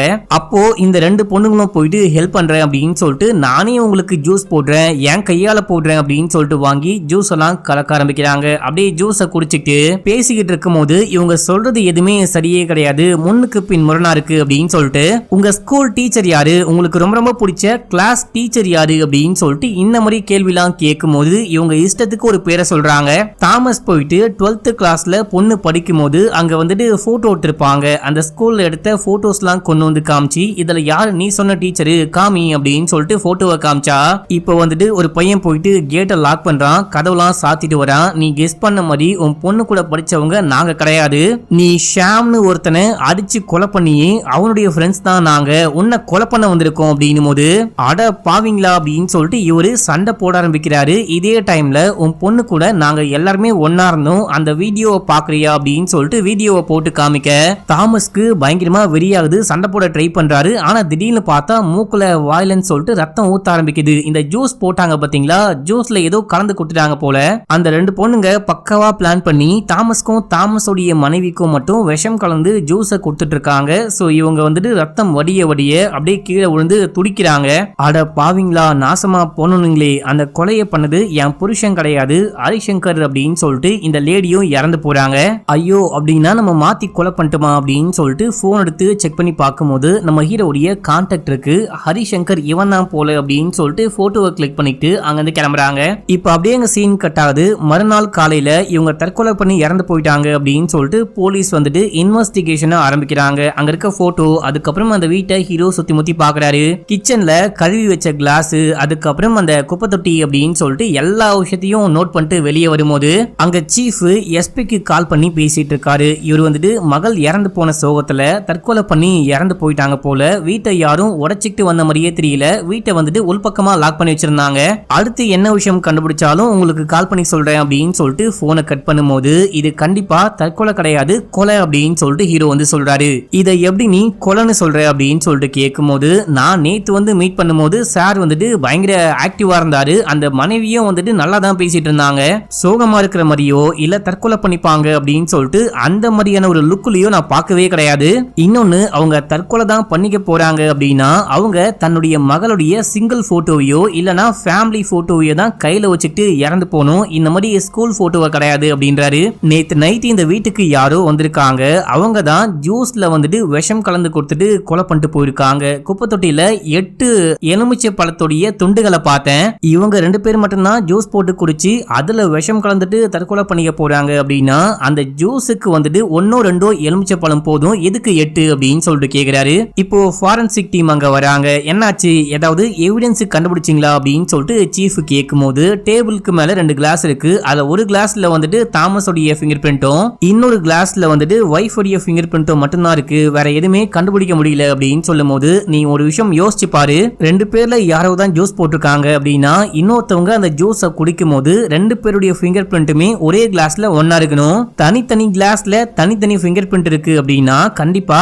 வேற யாரோ ஜூஸ் போட்டு கொடுத்திருக்காங்க, முக்கியமா ஃபிங்கர் பிரிண்ட் படாத மாதிரி அதை தொடச்சிட்டும் கொடுத்திருக்காங்க, பக்காவா பிளான் பண்ணி கொலை பண்ணிருக்காங்க அப்படின்னு சொல்ல நீ சொல்றது எல்லாமே ஓகே தான், ஆனா வீடு வந்துட்டு உள்பக்கமா லாக் பண்ணப்பட்டிருந்தது அப்படின்னும் போது கொலைகாரன் கொலை பண்ணிட்டு ஓட்டு மேல ஏறி தப்பிச்சு போயிருக்கான், அங்க இருக்க காஞ்சி போன இலைகள் எல்லாமே டிஸ்டர்ப்ட் ஆயிருக்கு, யாரோ நடந்து போயிருக்காங்க, அங்க களைச்சி போட்டு போயிருக்காங்க அப்படின்ற விஷயம் பார்க்கும்போது நல்லாவே தெரியுது அப்படின்னு சொல்லிட்டு சோ இது பக்காவா பிளான் பண்ணப்பட்ட கொலை அப்படின்னு சொல்லிட்டு ஹீரோ கெத்தா அங்க இருந்து கிளம்புறாரு. இந்த சீஃப் உள்ளுக்குள்ள போயிட்டு பாக்குறாரு, நம்ம ஹீரோ சொன்ன மாதிரியே அந்த போட்டோ இருக்கு, குப்பை தொட்டியில எலுமிச்சை பழம் 8 இருக்கு, உள்ளுக்குள்ள லாக் பண்ணிட்டு மேல ஏறி போனதுக்கான அந்த சருகுலாம் கலைஞ்சி போனதுக்கான அந்த தடயம்லாம் பாக்குறாரு. பயபுள்ள பயங்கரமான இன்வெஸ்டிகேட்டர் இந்த அளவுக்கு கண்டுபிடிக்கிறானே அப்படின்னு சொல்லிட்டு சீஃபே மெர்சல் ஆகுறாரு. இப்ப அப்படியே அங்க சீன் கட் ஆகுது, நம்ம ஹீரோ போயிட்டு பொண்ணுடைய ஃப்ரெண்ட்ஸ் எல்லாம் மீட் பண்றாரு. அந்த பொண்ணு இறந்து போறதுக்கு முன்னாடி செயின் காணாம போயிடுச்சு இல்ல டூப்ளிகேட் வேணும் அப்படின்னு சொல்லிட்டு ஏதாவது கேட்டாளா, உங்களுக்கு என்ன விஷயம் தெரிஞ்சாலும் என்கிட்ட சொல்லுங்க அப்படின்னும் போது ஒரு பையன் சொல்றான், அந்த பொண்ணுடைய செயின் காணாம போயிடுச்சு, எங்க அப்பாவுக்கு தெரிஞ்சா கண்டிப்பா டென்ஷன் ஆயிடுவாரு, என்ன போட்டு பொழந்துருவாரு. எனக்கு பயமா இருக்கு அப்படின்னு சொல்லிட்டு சொல்லி அழுதா, நான் தான் அவளுக்கு டூப்ளிகேட் பண்ணி கொடுத்தேன், என்ன மன்னிச்சுக்கோங்க அங்கிள் அப்படின்னு சொல்ல, வேற எதுவுமே சொல்லலையா அப்படின்னு சொல்லிட்டு கேட்கும் போது வேற எதுவுமே சொல்லவே இல்லை அப்படின்னு சொல்றா. ஆனா இன்னொரு விஷயம் சொல்றாங்க, அடிக்கடிக்க ஏதோ ஒரு ஃப்ரெண்டை மீட் பண்ண போறேன், தனியா பேச போறேன் அப்படின்னு சொல்லிட்டு கிளம்புவாளாம். யார் அந்த ஃப்ரெண்டு அப்படின்னு சொல்லிட்டு கேட்கும் போது இப்போ சொல்ல மாட்டேன், நான் ஃபியூச்சர்ல சொல்றேன் அப்படின்னு சொல்லியிருக்கா மக்களே. இப்போ அப்படியே எங்க சீன் கட் ஆகுது. நம்ம ஹீரோ போயிட்டு அந்த ஜோசப்புடைய பொண்ணை மீட் பண்றாரு. உன்னுடைய செயின் எப்படி காணாம போச்சுன்னு சொன்னேன் அப்படின்னு சொல்லிட்டு கேட்கும் போது, யாரோ பைக்ல வந்து ஆட்டைய போட்டுட்டு போனாங்க, அறுத்துட்டு போனாங்க அப்படின்னு சொல்ல, பொய் சொல்லாத, யாராவது அறுத்துட்டு போனாங்க அப்படின்னா அந்த செயின் இவ்வளவு கிளீனா இருக்காது, இது உன்னுடைய செயின் தானே அப்படின்னு சொல்லிட்டு கேட்கும் போது ஆமா அப்படின்னு சொல்றா. பொய் சொல்றதுக்கு வேற ஒண்ணுமே கிடையாது, இந்த செயினோட சேர்த்து இன்னும் 2 செயின் கிடைச்சது. அந்த செயின் யாருக்கெல்லாம் சொந்தமோ அவங்களுக்கெல்லாம் என்ன விஷயம் ஆச்சு அப்படின்ற விஷயம் உனக்கு நல்லாவே தெரியும், நியூஸ்ல எல்லாம் பார்த்திருப்பேன்னு நினைக்கிறேன், ஒழுங்கா உண்மையை சொல்லு அப்படின்னும் போது, சார் இந்த விஷயம் வெளியே தெரிஞ்சா ரொம்ப ரொம்ப அசிங்கமா போயிடும், என்ன மன்னிச்சுக்கோங்க, பொய் சொல்லிட்டேன், ஆக்சுவலா என் கூட வந்துட்டு ஒரு பையன் பழகனா, அவன் என்ன கூட்டிட்டு போயிட்டு இந்த போதை பொருளை யூஸ் பண்ணி பாரு நல்லா இருக்கும் அப்படி இப்படின்னு சொல்லிட்டு போதை பொருளுக்கு நான் மயக்கமா இருந்ததுக்கு அப்புறமா என்ன நாசம் பண்ணி வீடியோ ரெக்கார்ட் பண்ணி வச்சுக்கிட்டான். அது மட்டும் இல்லாம என் செயினை அவன் தான் ஆட்டையை போட்டுட்டு போனான் அப்படின்னு சொல்ல, எப்படின்னு கேட்கும் போது நான் கண்ணை முடிக்கும் போது செயினை காணும், செயினை எடுத்துட்டு போயிட்டு வெளியே சொன்னேன் அப்படின்னா வீடியோவை வெளியே லீக் பண்ணுவேன் அப்படின்னு சொல்லிட்டு மிரட்டினா, இந்த விஷயம் தான் ஆச்சு அப்படின்னு சொல்றா. இப்போ ஷாமுடைய போட்டோவை காமிச்சு இவனானு கேட்கும் போது இவன் கிடையாது வேற ஒரு பையன் அப்படின்னு சொல்லும் போது, அவங்க மொத்தமா எத்தனை பேரு அப்படின்னு சொல்லிட்டு கேட்டா 3 பேரு அப்படின்னு சொல்றாங்க. இப்ப அப்படியே எங்க சீனை கட் பண்ணா, இந்த 3 செயினையும் ஒரு பொண்ணு அடகு வச்சா அப்படின்னு சொல்றாங்க பாத்தீங்களா, அந்த பொண்ணை போயிட்டு கண்டுபிடிச்சிட்டாங்க. அந்த பொண்ணு கோவாக்கு போயிட்டு திரும்பி வந்துட்டு இருக்கா. இந்த பையனுக்கும் உனக்கும் என்ன கனெக்ஷன் அப்படின்னு சொல்லிட்டு ஷாமுடைய போட்டோவை காமிக்க, இவன் யாருன்னே எனக்கு தெரியாது, இவனை பத்தி எதுக்காக என்கிட்ட விசாரிக்கிறீங்க அப்படின்னு சொல்லிட்டு கேட்கும் போது, அப்படின்னா இந்த பையனுக்கு சொந்தமான 3 செயினை கொண்டு போயிட்டு நீ ஏன் அடமானமா வச்ச அப்படின்னு சொல்லிட்டு கேட்கும் போது இந்த பொண்ணு ஷாக் ஆகுறா. யாருமே எனக்கு செயின்லாம் கொடுக்கல, இந்த பொண்ணு வந்துட்டு ஒரு மால்ல ஒரு Dress கடையில ஒர்க் பண்ணிட்டு இருக்கா, இவ போயிட்டு Dress எல்லாம் எடுத்து அடுக்கி வச்சுட்டே இருக்கும் போது ஒரு Dress-உடைய பாக்கெட்டுக்குள்ள வந்துட்டு பாத்தீங்கன்னா பர்ஸ் இருக்கு, அந்த பர்ஸுக்குள்ள இந்த 3 செயினை கண்டுபிடிச்சிருக்கா.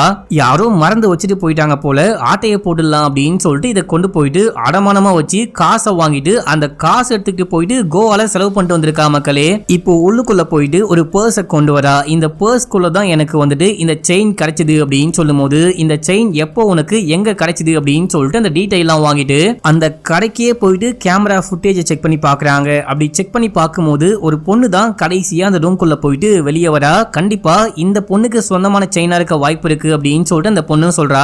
5 பேர் வந்தாங்க பாத்தீங்களா, 2 பொண்ணுங்க 3 பசங்க அப்படின்னு சொல்லிட்டு வந்து தாமஸை கொலை பண்ணிட்டு போனாங்க பாருங்க, அந்த 5 பேர்ல ஒரு பொண்ணு தான் இந்த பொண்ணு. அந்த கேமரால பார்க்கும்போது இந்த பொண்ணு அங்க ஒர்க் பண்ற ஒரு நபர்கிட்ட ஏதோ பேசிட்டு போறா அப்படின்ற விஷயம் நல்லாவே ரெக்கார்ட் ஆயிருக்கு. இப்போ போயிட்டு அந்த நபரை மீட் பண்ணி, யார் அந்த பொண்ணு எதுக்காக உங்ககிட்ட பேசிட்டு போனாங்க அப்படின்னு சொல்லிட்டு கேட்க, ஆக்சுவலா நான் இதுக்கு முன்னாடி பெங்களூர்ல வேலை பார்த்தேன், அங்க ஒரு பப்புக்கு வழக்கமா போவேன், இந்த பொண்ணையும் அந்த பப்ல வழக்கமாவே பார்ப்பேன், நல்லாவே பேசுவா, பார்த்து ரொம்ப நாள் ஆயிடுச்சு, நான் அதுக்கப்புறம் இந்த ஊருக்கு வேலைக்கு வந்துட்டேன், எதிர்ச்சியா அந்த பொண்ணை பார்த்துட்டு எப்படிமா இருக்கு அப்படின்னு சொல்லிட்டு பேசலான்னு போகும்போது நான் யாருனே தெரியாது அப்படின்ற மாதிரி சொல்லிட்டு போயிட்டா சார் அப்படின்னு. சரி எந்த பார்ல வழக்கமா மீட் பண்ணுவீங்க அப்படின்னு சொல்லிட்டு அந்த பாருடைய பேரை கேட்டு வாங்கிட்டு நம்ம ஹீரோ அங்க இருந்து கிளம்புறாரு. பார்த்தா லிப்டுக்குள்ள தான் அந்த 3 பசங்க இருக்காங்க மக்களே. நம்ம ஹீரோ வந்து விசாரிச்சது, பேசினது, முக்கியமா அந்த பரட்டமண்ட பொண்ணை கண்டுபிடிச்சது அப்படின்னு சொல்லிட்டு எல்லாமே இவங்க பார்த்துட்டாங்க. அடுத்து கார்ல எங்கேயோ கிளம்புறாங்க. அந்த போலீஸ்காரன் வந்துட்டு நம்ம ஆனாவை கண்டுபிடிச்சிட்டான், நம்ம இதுக்கப்புறமும் இங்க இருந்தோம் அப்படின்னா கண்டிப்பா மாட்டிப்போம், கிளம்பி பெங்களூருக்கு போயிடலாம் அப்படின்னு சொல்லிட்டு கிளம்பிட்டாங்க. இப்ப அப்படியே எங்க சீனை கட் பண்ணி எஸ்பி ஆபீஸ்ல காமிக்கிறாங்க. சீஃப் போயிட்டு என்ன விஷயமாச்சோ எல்லாமே ரிப்போர்ட் பண்ணும்போது, சரி ஓகே அவனை உள்ளுக்குள்ள வர சொல்லுங்க அப்படின்னு சொல்லிட்டு கூப்பிட்டு உட்கார வச்சு, இதுவரைக்கும் நீ என்ன கண்டுபிடிச்ச அப்படின்னு சொல்லிட்டு கேட்கும் போது, கண்டிப்பா தாமஸ் வந்துட்டு தற்கொலை பண்ணி இறந்து போல, அவரை யாரும் கொலை பண்ணிட்டாங்க, இதுதான் உண்மை, அதுவும் அது பக்காவா பிளான் பண்ணப்பட்ட ஒரு ரிவெஞ்ச் அப்படின்னும் போது, சரி யாருக்கு கொலை பண்ணிருக்க வாய்ப்பு இருக்கு அப்படின்னு சொல்லிட்டு கேட்கும் போது, தாமஸ்க்கு வந்துட்டு எதிரிகள் அப்படின்னு சொல்லிட்டு யாருமே கிடையாது, ஆனா அந்த இறந்து போன ஷாமுடைய ஃப்ரெண்ட்ஸ் தான் இந்த விஷயத்த பண்ணிருப்பாங்களோன்னு சொல்லிட்டு எனக்கு டவுட்டா இருக்கு அப்படின்னு சொல்றாரு. இதை ஏன் அந்த ஃப்ரெண்ட்ஸ் பண்ணிருக்கணும், ஷாமுடைய ஃபேமிலி மெம்பர்ஸ் கூட பண்ணிருக்க வாய்ப்பு இல்லையா அப்படின்னு சொல்லிட்டு கேட்கும் போது, கண்டிப்பா கிடையாது, ஒருவேளை ஃபேமிலி மெம்பர்ஸ் இந்த விஷயத்த பண்றாங்க, ரிவெஞ்ச் பண்றாங்க அப்படின்னா அந்த ரிவெஞ்ச் ரொம்ப ரொம்ப கொடூரமா இருக்கும், அந்த கொலை பண்ண விதமே கொஞ்சம் வேற மாதிரி இருந்திருக்கும், நம்ம எக்கச்சக்கமான கேஸை ஹேண்டில் பண்ணிருக்கோம், ஃப்ரெண்ட்ஸ் பண்ணதுனால தான் நம்ம மாட்டவே கூடாது, ஆனா பழி மட்டும் வாங்கணும் அப்படின்னு சொல்லிட்டு யாருமே கண்டுபிடிக்க கூடாது அப்படின்ற மாதிரியே பக்காவா பிளான் பண்ணி கொலை பண்ணிட்டு போயிருக்காங்க அப்படின்னு சொல்ல, சரி ஓகே உனக்கு 1 வாரம் டைம், நீ இந்த டீமோட சேர்ந்துட்டு இந்த கேஸை ஹேண்டில் பண்ணலாம், 1 வாரத்துக்கு மட்டும் நீ பண்ண தப்புக்கு கொடுக்கலாம், அந்த ரிப்போர்ட்டை வந்துட்டு நிப்பாட்டி வைக்கிறேன், ஆனா ஒரு வாரத்துக்கு அப்புறம் நான் கண்டிப்பா மேலிடத்துக்கு ரிப்போர்ட்டை சப்மிட் பண்ணுவேன் அப்படின்னு சொல்லும் போது நம்ம ஹீரோ பரவாயில்ல அப்படின்னு சொல்றாரு. இப்போ நம்ம ஹீரோவும் ஹீரோடைய டீமும் கிளம்பி பெங்களூருக்கு போயிட்டு அந்த ஸ்டார்டிங் சீன்ல ஒரு போலீஸ் தற்கொலை பண்ணி இறந்து போனாரு பாத்தீங்களா, அந்த போலீஸோடைய ஸ்டேஷனுக்கே போறாங்க. நாங்க இந்த மாதிரி ஒரு கேஸை விசாரிக்க வந்திருக்கோம் அப்படின்னு சொல்றாங்க. அது மட்டும் இல்லாம அவர் இறந்து போனார் இல்லையா, அந்த கேஸோடைய ரிப்போர்ட் ஃபைல்லாம் வேணும் அப்படின்னு சொல்லிட்டு கேட்டு வாங்குறாரு. அதே டைம்ல இந்த பக்கம் இந்த விளங்காத பசங்களை காமிக்கிறாங்க. இவங்க மறுபடியும் விளங்காத வேலை தான் பார்த்துக்கிட்டு இருக்காங்க. ஸ்கூல் பொண்ணுங்களுக்கு போதை பொருளை கொடுக்கறது, அவங்கள தூக்கிட்டு போயிட்டு நாசம் பண்றது அப்படின்னு சொல்லிட்டு இந்த மாதிரி மோசமான காரியங்கள்லாம் பண்ணிட்டு இருக்காங்க. ஒரு பக்கம் நம்ம ஹீரோ வந்துட்டு பாத்தீங்கன்னா இந்த ஜோசப் எப்படி இறந்து போயிருப்பாரு, எதனால இறந்து போயிருக்க வாய்ப்பு இருக்கு அப்படின்னு சொல்லிட்டு அந்த மாதிரி இன்வெஸ்டிகேஷன்ல இறங்குறாரு. அந்த ஃபைலை வாங்கி செக் பண்ணி பார்க்கும்போது கிரைம் ஸ்பாட்டுடைய போட்டோ இருக்கும். போட்டோல வந்துட்டு பாத்தீங்கன்னா யூனிஃபார்ம் போட்டுட்டு கீழே பேண்ட் போடாம வெறும் ஜட்டியோட ஒரு டவுசரோட தொங்கிட்டு இருக்காரு. அண்ட் இறந்து போறதுக்கு முன்னாடி நான் இறந்து போறேன், என் சாவுக்கு யாரும் காரணம் கிடையாது அப்படின்னு சொல்லிட்டு எழுதி வச்சுட்டும் இறந்து போயிட்டு இருப்பாரு. எல்லாருக்கிட்டையும் விசாரிச்சா இவரு தற்கொலை பண்ணிக்கிற மனுஷனே கிடையாது, இவரு வேற மாதிரி ஒரு ஆளு, பயங்கர தைரியமா இருப்பாரு, எந்த விஷயமா இருந்தாலும் பயங்கரமா ஃபேஸ் பண்ணுவாரு, இவரு ஏன் இந்த மாதிரி பண்ணாருன்னே தெரியல அப்படின்னு சொல்றாங்க. ஹீரோக்கும் உறுத்தக்கூடிய ஒரு விஷயம் என்ன அப்படின்னா, இந்த மனுஷன் மாட்டிக்கிட்டு தொங்க போறாரு அப்படின்னா ட்ரெஸ் போட்டுக்கிட்டே மாட்டிக்கிட்டு தொங்கிருக்கலாம், அது எதுக்காக டவுசரும் மேல மட்டும் யூனிஃபார்மும் போட்டுட்டு தொங்கினாரு அப்படின்னு சொல்லிட்டு யோசிச்சுக்கிட்டு இருக்காரு. இதே டைம்ல ஒரு டீம் வந்துட்டு பாத்தீங்கன்னா அந்த பப்புக்கு போயிட்டு கண்காணிச்சுக்கிட்டு இருப்பாங்க. அந்த ஆனான்ற பொண்ணு வராளா அப்படின்னு சொல்லிட்டு பார்த்துக்கிட்டே இருக்கும்போது அந்த பொண்ணு அங்க வந்துட்டு பார்ட்டி பண்ணிக்கிட்டு இருக்கா. இந்த விஷயத்த அங்க இருந்து ஒரு லேடி போலீஸ் ஹீரோக்கும் ஹீரோடைய டீமுக்கும் கால் பண்ணி சொல்ல நம்ம ஹீரோவும் ஹீரோடைய அசிஸ்டன்ட்டும் கிளம்பி அந்த பப்புக்கு போறாங்க. எங்க அந்த பொண்ணு அப்படின்னு சொல்லிட்டு கேட்கும்போது அங்க டான்ஸ் ஆடிக்கிட்டு இருக்கா அப்படின்னு சொல்லிட்டு கை காமிக்கிறாங்க. நீங்க அந்த பொண்ணை மிஸ் பண்றாதீங்க, பின்னாடியே போயிட்டு ஃபாலோ பண்ணுங்க அப்படின்னும் போது அந்த பொண்ணு பாத்ரூம்க்கே போனாலும் இவங்க கூடவே போறாங்க. ஆனா அந்த பொண்ணு கண்டுபிடிச்சிட்டா ஒரு போலீஸ் அக்கா நம்மள ஃபாலோ பண்றாங்க அப்படின்னு சொல்லிட்டு அவங்கள புடிச்சு தள்ளி விட்டு வெளியே ஓடி போயிட்டு கார் எடுத்துக்கிட்டு கிளம்ப இவங்களும் பின்னாடியே ஃபாலோ பண்ணிட்டு போறாங்க. அந்த பொண்ணு கார் ஓட்டிட்டு போகும்போது டீமை சேர்ந்த ஒரு பையனுக்கு கால் பண்ணி இந்த மாதிரி போலீஸ் என்ன கண்டுபிடிச்சிட்டாங்க, நான் கார் ஓட்டிட்டு வந்துகிட்டு இருக்கேன், இப்போ என்ன பண்ணிட்டோம் அப்படின்னு சொல்லிட்டு கேட்கும்போது நீ கிளம்பி நம்ம ஸ்பாட்டுக்கு வந்துரு, அங்க வச்சு மத்த விஷயம்லாம் பாத்துக்கலாம் அப்படின்னும் போது இந்த பொண்ணு போன் பேசி முடிச்சுட்டு போனை தூக்கி வெளியே போட்டு காரை வேகமா டிரைவ் பண்ணிட்டு போறா. ஹீரோவும் பின்னாடியே போறாரு. அந்த பொண்ணு பெங்களூர்லயே வளர்ந்த பொண்ணு போல இருக்கிற எல்லா ஷார்ட்கட்டும் நல்லாவே தெரியுது. குறுக்கால மறுக்கால பூந்து திடீர்னு பார்த்தா காணாம போயிட்டா. எங்கடா இந்த பக்கம் போன பொண்ணு ஆள காணோம் அப்படின்னு சொல்லிட்டு வண்டியை நிப்பாட்டிட்டு நீங்க அந்த பக்கம் போங்க, நான் இந்த பக்கம் போறேன் அப்படின்னு சொல்லிட்டு தனித்தனியா பிரிஞ்சு தேட ஆரம்பிக்கிறாங்க. ஒரு இடத்துல வந்துட்டு ரோடு முழுக்க காரா நிக்குது. நம்ம ஹீரோ தேடிட்டு போயிட்டே இருக்கும்போது அந்த பொண்ணு அங்கதான் மக்களே காரை பார்க் பண்ணி வச்சிருக்கா. திடீர்னு அந்த காரை கொண்டு வந்து ஹீரோவை ஆக்சிடென்ட் பண்ணி கொலை பண்ண பார்க்கும்போது நம்ம ஹீரோ நகர்ந்துடுறாரு. ஆனா அந்த பொண்ணு ரிவர்ஸ்லயே பின்னாடியே போவா பாருங்க. அங்க ஒரு பயங்கரமான ஆக்சிடென்ட், ஸ்பாட் அவுட், அந்த பொண்ணு அந்த இடத்துலயே இறந்தே போயிட்டா. இவளை உயிரோட பிடிக்கலாம், என்ன விஷயம் ஆச்சுன்னு விசாரிக்கலாம் அப்படின்னு சொல்லிட்டு பார்த்தா இவ இறந்து போயிட்டாலே அப்படின்னு சொல்லிட்டு ஹீரோ வெறுப்பாகிறாரு. இப்ப அப்படியே இந்த பொண்ணுடைய பாடியை வந்துட்டு ஹாஸ்பிட்டலுக்கு தூக்கிட்டு போறாங்க. நீங்க ஏதாவது கண்டுபிடிக்க முடியுதான்னு பாருங்க, போஸ்ட்மார்ட்டம் பண்ணுங்க அப்படின்னு சொல்லிட்டு நம்ம ஹீரோ வெளியே வந்து கார்ல உட்கார்ந்துகிட்டு இருக்காரு. அந்த டைம்ல இந்த 4 பேருக்கும் அந்த பொண்ணு இறந்து போயிட்டா அப்படின்ற விஷயம் தெரிய வந்து ஹாஸ்பிட்டலுக்கு மார்ச்சுரிக்கே போயிட்டு அந்த பொண்ணுடைய டெட் பாடியை பார்த்து கதறி அழுதுகிட்டு இருக்காங்க. இந்த விஷயத்த அந்த டாக்டர் பார்த்துட்டாங்க. டே யாரா நீங்களா, எப்படி உள்ளுக்குள்ள வந்தீங்க அப்படின்னு சொல்லிட்டு கேட்டு போலீஸ்க்கு போன் பண்றாங்க. அதாவது நம்ம ஹீரோக்கு கால் பண்றாங்க. நம்ம ஹீரோ போன் அட்டெண்ட் பண்ணி சொல்லுங்க டாக்டர் அப்படின்னு சொல்லும் போது இவனுங்க போனை புடுங்கி தூக்கி போட்டு இந்த டாக்டர் போட்டு பொலன்னு போலக்க இந்த சவுண்ட் கேட்டு நம்ம ஹீரோ வேகமா உள்ளுக்குள்ள ஓடி வராரு. இப்ப நம்ம ஹீரோக்கும் அந்த 4 பசங்களுக்கும் சம ஃபைட்டை பெருசா காட்ட முடியாது. நம்ம ஹீரோக்கு வந்துட்டு கத்தி குத்து ஒழுகுது. நம்ம ஹீரோவும் நல்லா தான் அடிப்பாரு மக்களே, ஆனா 4 பேர் சேர்ந்துட்டு ஹீரோக்கு லைட்டா நலங்கு வச்சிட்டாங்க.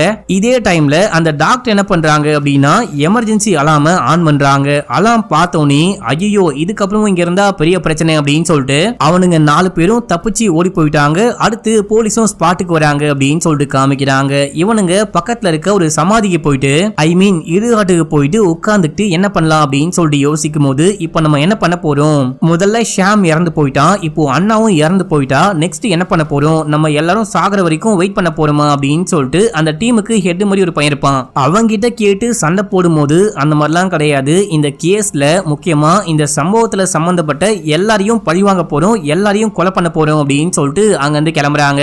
இப்ப அப்படியே அங்க சீனை கட் பண்ணி ஹீரோவை காமிக்கிறாங்க. ஹீரோக்கு பெருசா ஒன்னும் ஆகல, காயத்துக்கு கட்டு போட்டுக்கிட்டு இருக்காங்க. இதே டைம்ல அந்த டாக்டர் உங்களை பார்க்கணும்னு சொன்னாங்க அப்படின்னு சொல்லும் போது நம்ம ஹீரோ போயிட்டு டாக்டர் மீட் பண்றாரு. உங்களுக்கு எல்லாமே ஓகேவா அப்படின்னு சொல்லிட்டு கேட்க கேட்க எனக்கு எல்லாமே ஓகே, அந்த 2 பொண்ணுங்களையும் நான் பார்த்திருக்கேன், இதுக்கு முன்னாடி போலீஸ் தான் அந்த பொண்ணுங்களை வந்துட்டு டி அடிக்ஷனுக்காக இங்க கூட்டிட்டு வந்தாங்க, எனக்கு நல்லாவே ஞாபகம் இருக்கு அப்படின்னு சொல்றாங்க.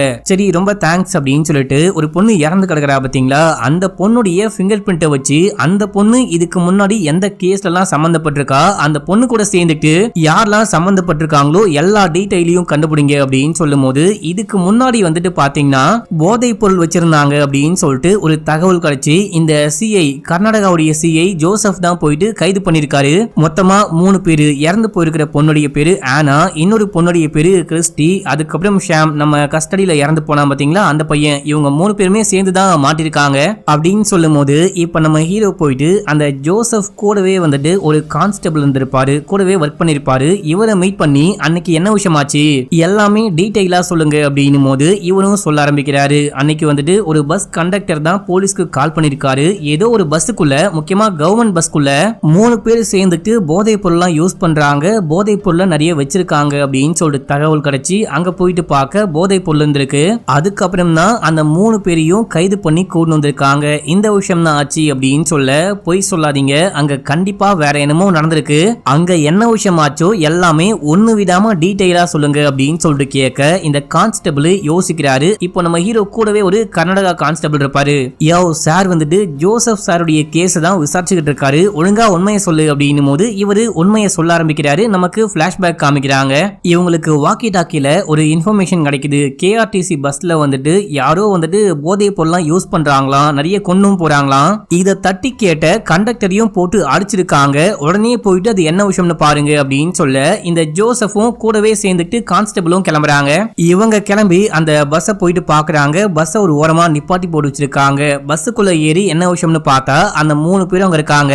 இப்போ பேக வாங்கி செக் பண்ணி பார்க்கும்போது உள்ளுக்குள்ள ஒரே போதை பொருளா இருக்கு. இவங்களை கைது பண்ணி ஜீப்ல கூட்டிட்டு போயிட்டு இருக்கும் போது சார் இந்த மாதிரிலாம் பண்ணாதீங்க, கேஸ்லாம் போடாதீங்க, நீங்க என்ன கேட்டாலும் கொடுக்குறோம், கேஸ் போடாம காசு வாங்கிக்கோங்க அப்படின்னும் போது காசு கண்டிப்பா வாங்கிப்பேன், ஆனா காசு மட்டும் பத்தாது இவளுகளும் வேணும் அப்படின்னு சொல்லிட்டு கேட்கும் போது அந்த பொண்ணு கடுப்பாயிட்டா.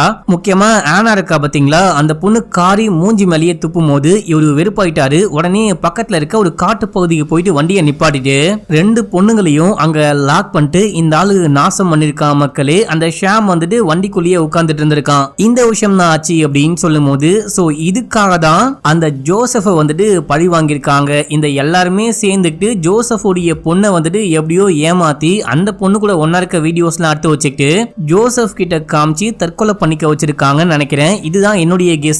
இதே போலதான் ஏஎஸ்ஐ தாமஸ் உடைய பொண்ணுக்கும் நடந்துச்சு அப்படின்னு சொல்லும் போது சரி நெக்ஸ்ட் என்ன பண்ண போறீங்க அப்படின்னு சொல்லிட்டு எஸ்பி கேக்குறாரு. கூடவே சீஃபும் உட்கார்ந்துகிட்டு இருக்காரு. இப்போ வந்துட்டு இறந்து போன பொண்ணுடைய ஃபிங்கர் பிரிண்ட்டை வச்சு அந்த பொண்ணு எந்த போன்லாம் யூஸ் பண்ணா, அவளுக்குன்னு சொந்தமா வேற ஏதாவது சிம் வச்சிருக்காளா, அந்த சிம்முடைய நம்பரை கண்டுபிடிக்க முடியுமா, அந்த பொண்ணு வேற யாருக்கெல்லாம் கால் பண்ணி பேசிருக்கா அப்படின்னு சொல்லிட்டு சைபர் மூலமா கண்டுபிடிக்க ட்ரை பண்ணிட்டு இருக்கோம் அப்படின்னு சொல்ல இதே டைம்ல இப்போ ஒரு பொண்ணு மாட்டிட்டு தொங்கி இறந்து போனா அந்த பொண்ணுடைய சாவுக்கு கூட நம்ம ஹீரோ தான் காரணம் அப்படின்னு சொன்னாங்க பாருங்க. அந்த கண்டக்டரை வர வைக்கிறாங்க.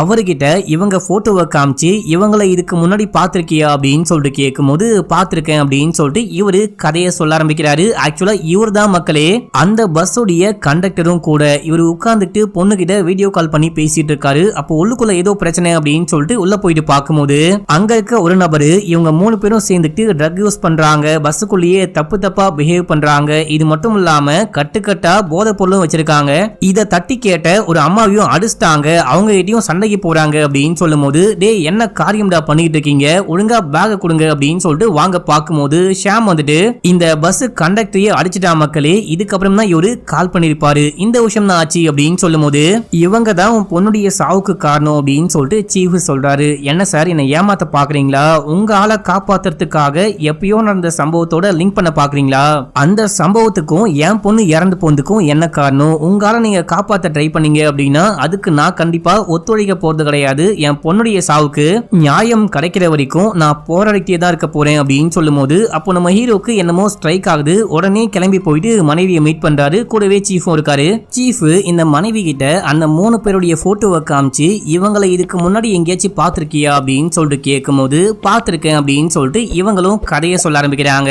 ஆக்சுவலா நம்ம ஹீரோவுடைய மனைவியும் ஹீரோவுடைய பெரிய பொண்ணும் அதே பஸ்லயே டிராவல் பண்ணிருக்காங்க. இவங்க டிராவல் பண்ணிட்டு போகும்போது அந்த பஸ்ல அந்த 3 பேரும் உட்கார்ந்துட்டு போதை பொருள் யூஸ் பண்றது, கசமுசா பண்றது அப்படின்னு சொல்லிட்டு இந்த மாதிரி விஷயங்கள்லாம் பண்ணும்போது இந்த விஷயத்த அந்த பெரிய பொண்ணு பாக்குறா. பார்த்துட்டு ஒரு மாதிரி முகம் சுழிக்க அம்மாக்கு கடுப்பாகுது. என்ன காரியம் பண்ணிட்டு இருக்கீங்க பப்ளிக் பிளேஸ்ல, அதுவும் பஸ்ஸுக்குள்ள உட்காந்துட்டு இந்த மாதிரி பண்ணலாமா அப்படின்னு சொல்லிட்டு கேட்கும்போது அவங்க கோவப்பட்டு சண்டை போட ஆரம்பிக்கிறாங்க. நாங்க என்ன வேணா பண்ணுவோம், உனக்கு அதுல என்ன பிரச்சனை அப்படின்னு சொல்லிட்டு கேட்டு இவங்களை புடிச்சு தள்ளி விட இவங்களை போட்டு அடிக்க, அதுக்கப்புறம் தான் கண்டக்டர் கூப்பிடுறாங்க. கண்டக்டர் வந்து அவரு பேக செக் பண்ண ட்ரை பண்றாரு, அவரையும் அடிக்கிறாங்க. அதுக்கப்புறம் தான் அவரு போலீஸ்க்கு கால் பண்ணிருப்பாரு. இந்த விஷயம் தான் ஆச்சு அப்படின்னு சொல்லிட்டு இப்போ எதுக்கு இத பத்தி கேக்குறீங்க அப்படின்னு போது சும்மாதான் நீ போமா அப்படின்னு சொல்ல இவங்க கோர்ட்டுக்குள்ள போறாங்க. ஆக்சுவலா நம்ம ஹீரோவும் ஹீரோயினும் பிரிய போறாங்க. எனக்கு டைவர்ஸ் வேணும் அப்படின்னு சொல்லிட்டு கேட்டு ஹீரோவுடைய மனைவி கோர்ட்ல வந்துட்டு மனு தாக்கல் பண்ணிருக்காங்க மக்களே. அதுக்காக தான் கோர்ட்டுக்கே வந்திருக்காங்க. இப்போ ஹீரோயின் சொன்னதுக்கு அப்புறம் தான் ஹீரோக்கு எல்லாமே புரியுது. அந்த பஸ்ல நடந்த சம்பவத்துக்கு அப்புறம் தான் எல்லாமே ஆரம்பிச்சிருக்கு.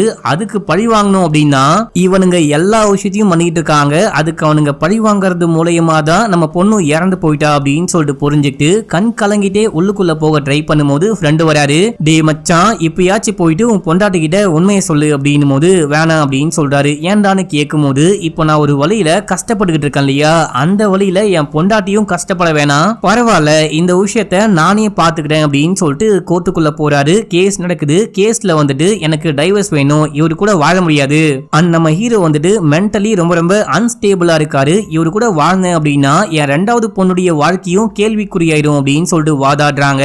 இந்த கேஸ கோர்ட் விசாரிச்சுட்டு ஒரு 6 மாசம் டைம் எடுத்துக்கோங்க, கவுன்சிலிங்லாம் போயிட்டு வாங்க, அதுக்கப்புறம் பாத்துக்கலாம் அப்படின்னு சொல்லிட்டு அமுச்சு விட்டுட்டாங்க.